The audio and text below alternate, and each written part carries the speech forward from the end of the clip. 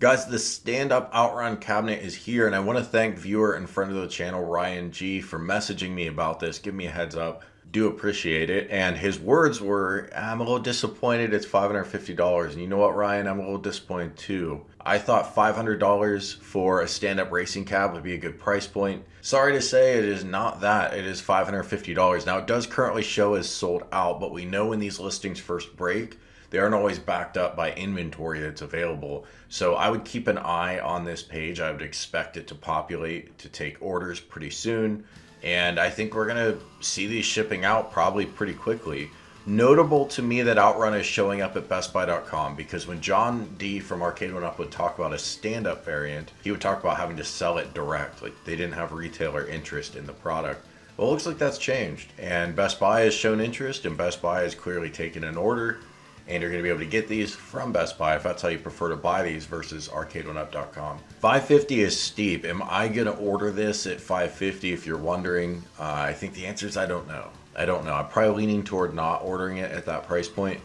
I'd like to see, I think, a more modern racing game in a stand-up format to spend $550 on it. Or maybe a sit-down racer that's done a little bit better for $550 with maybe a better quality bench.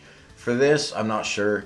I would love to play on this. I've heard the steering wheel feels pretty impressive for the price point. I know the shifter really doesn't, but you don't use the shifter too much in games like Outrun anyway.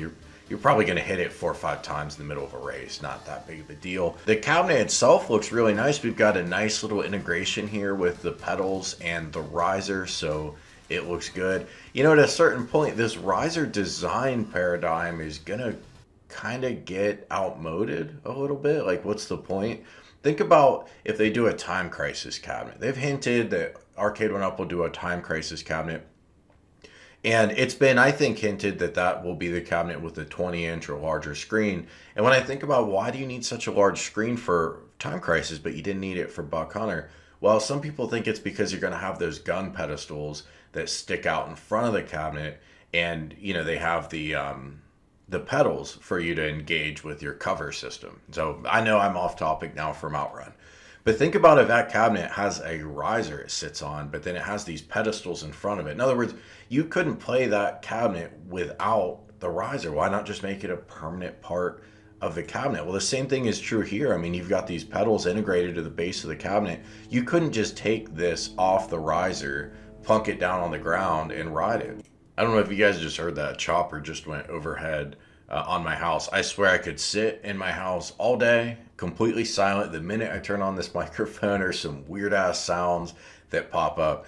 In any event, do I think this cabinet looks good? Yeah. And I know a lot of you guys didn't have room for the sit down and you're looking for the stand up variant.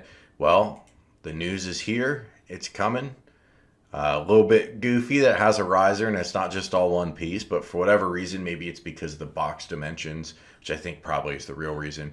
But Arcade1up is really reliant on this riser format. I do think the design of it looks nice. It's just like the sit-down Outrun.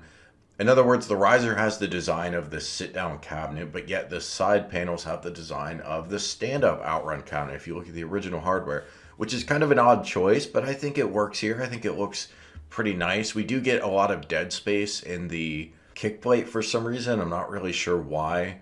They wouldn't just reformat these logos to take up more space. It seems a little bit goofy. And then of course we don't get the Sega or Outrun logos here other than the text Outrun logo, but we don't get that little faux Ferrari logo, which wasn't really a Ferrari logo. It was kind of specific to Outrun.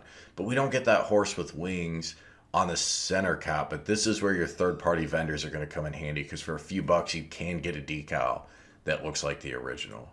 So let me know in the comments, are you guys going to jump on this Outrun cab? Are you waiting for newer racing cabinets, or do you already have the sit-down Outrun? And that's really the key way to play. Let me know. Thanks for watching, guys. I'll talk to you soon. Hey, consider hitting that join button to support the channel, and thanks so much for watching.